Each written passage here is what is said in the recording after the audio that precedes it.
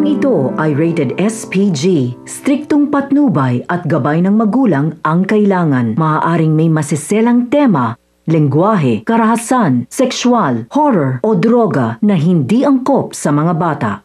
Matapos pinatikim ni Tanggol si Miguelito sa kanyang kamao, hinuli siya ng mga pulis at dinala agad sa presinto ng mga kapulisan. At doon sa presinto muling nag-cross ang landas ni Tanggol at Rigor. Hindi naman inakala ni Rigor na ang isang Tanggol na walang alam ay tatakbo ito bilang mayor. Galit na kinwestiyon ni Rigor si Tanggol na kung papaano magiging mayor si Tanggol na wala naman itong alam. Ganun pa man nagbanta si Miguelito kay Tanggol na sisiguraduhin niyang mas malala ang magiging karanasan ni Tanggol sa loob ng kulungan sapagkat gagamitin ni Miguelito ang kanyang koneksyon para pahirapan si Tanggol. Sinisigurado niyang hindi makakalabas na buhay si Tanggol sa bilangguan. Kaya naman sa pagpasok nga ni Tanggol sa kulungan, nakahanda na ang mga presong inutusan ni Miguelito para bugbugin si Tanggol. At hindi nga nagtagal, sinimulan na nilang pahirapan si Tanggol. Sinubukan namang lumaban ni Tanggol, ngunit wala siyang nagawa dahil sobrang marami ang kanyang kalaban. Walang nagawa si Tanggol at bugbog sarado ang kanyang inabot. Mabuti na lang nakaligtas pa si Tanggol sa mga presong nagbugbog sa kanya dahil sa oras na iyon ay nakapagpiyansa na si Don Julio para makalabas si Tanggol. Agad nakalaya si Tanggol at sa labas ng presinto nakaabang kay Tanggol ang kanyang mga taga-suporta pati na rin si Roda. Masayang masaya ang mga ito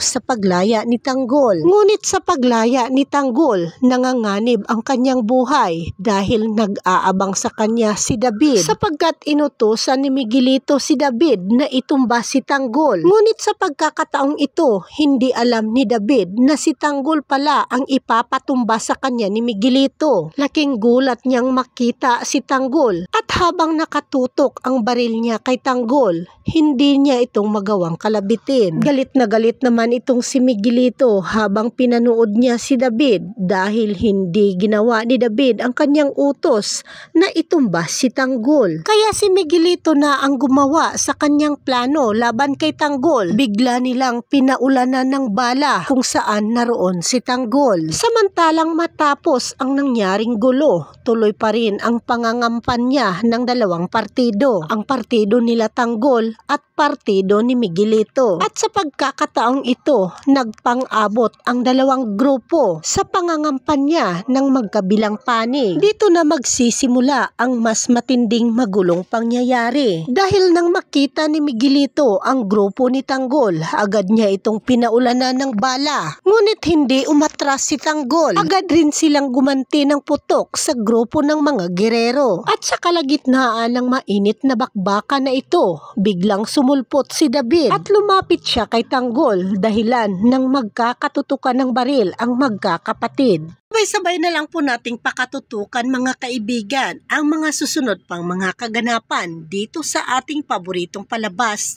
na Batang Quiapo. Huwag po sana ninyong kalimutan na i-like, i-share at i-subscribe ang aking munting channel. Maraming salamat po sa inyong panonood.